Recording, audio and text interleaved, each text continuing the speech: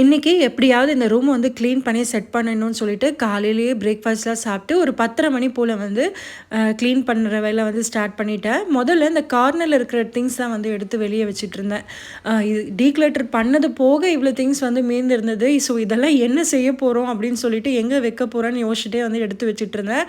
கார்னர்லாம் clean பண்ணிவிட்டு பீரோ மேலே இருந்த சூட் கேஸு பேக்ஸ் எல்லாம் எடுத்து கீழே வச்சுட்டு இந்த ஜன்னல் சைடு இந்த பீரோ வச்சா சரியாக இருக்கும் அப்படின்னு தோணுச்சு. ஸோ அதுக்கப்புறம் இந்த ஸ்டீல் பீரோ மட்டும் இரும்பு பீரோவை மட்டும் எடுத்து இந்த பக்கம் வந்து தள்ளி வச்சுட்டேன். பட் இந்த உடன் கபோர்டை என்னால் அசைக்க கூட முடியல. அதுக்கப்புறம் எலக்ட்ரிஷியன் வந்ததுக்கப்புறமா அவர் கொஞ்சம் ஹெல்ப் பண்ணார்.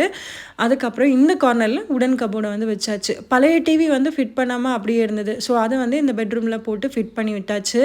இந்த இரும்பு ரேக்கையும் வந்து ஃபிட் பண்ணிக்கிட்டேன். துரு பிடிச்சிருந்ததுனால இந்த ஷீட் பேப்பர் போட்டு வந்து ஃபிட் பண்ணிவிட்டு இப்போ ஃபிக்ஸ் பண்ணிவிட்டு அதுக்கப்புறம் புக்ஸ் தனுஷோட ஸ்கூல் புக்ஸ் எல்லாம் எடுத்து அங்கே வச்சுட்டேன்.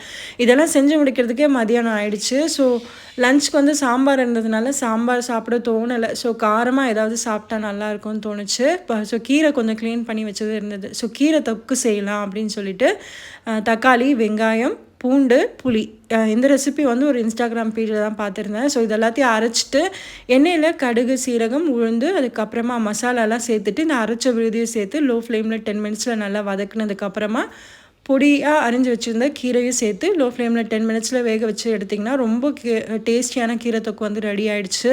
நான் இதெல்லாம் சமைச்சு முடிக்கும் போது தனுஜும் வந்துட்டான். ஸோ அவனை கூட்டிகிட்டு வந்துட்டு நாங்கள் 2 பேருமே வந்து லஞ்சுக்கு வந்து இதுதான் வந்து சாப்பிட்டு ஒரு ஆம்லெட் வந்து போட்டு கொடுத்து லஞ்ச் வந்து சாப்பிட்டு முடிச்சாச்சு. இது மேலே கொஞ்சம் லைட்டாக நெய் வந்து போட்டுட்டிங்கன்னா ரொம்ப சூப்பராக இருக்கும் சாப்பாடு. காலையிலேயே வடித்த சாதத்தையும் வந்து சூடு பண்ணி சாப்பிட்டாச்சு. நார்மலாக வீடு ஷிஃப்ட் பண்ணால் நீங்களாம் வீடு செட் பண்ணுறதுக்கு எவ்வளோ டைம் எடுத்துப்பீங்கன்னு சொல்லுங்கள். நான் எப்படின்னா நான் வீடு செட் பண்ணதுக்குள்ளார அடுத்து ட்ரான்ஸ்ஃபரே வந்துடும். ஸோ அந்த மாதிரி வந்து செட் பண்ணிகிட்டு இருப்பேன் மெதுவாக தான். ஸோ சாப்பிட்டு முடிச்சுட்டு ரெஸ்ட் எடுத்துகிட்டு வந்து துணியெல்லாம் மடித்து எடுத்து கபோர்டில் வச்சுட்டு லாஸ்ட் வீக்கில் ஃபிட் பண்ணியிருந்தேன். இந்த பட்டர்ஃப்ளை ஸ்டிக்கர்லாம் இருந்தது. அதெல்லாம் ஏதோ வேறு மாதிரி நினச்சி ஃபிட் பண்ணேன். பட் வேறு மாதிரி வந்துடுச்சு. ஃபைனலாக பெட்ரூம் வந்து இப்படி தான் இருந்தது. ஸோ எப்படி இருக்குன்னு சொல்லுங்கள் ஃப்ரெண்ட்ஸ். இந்த வீடியோ பிடிச்சிருந்தா லைக் கொடுங்க. தேங்க்ஸ் ஃபார் வாட்சிங்.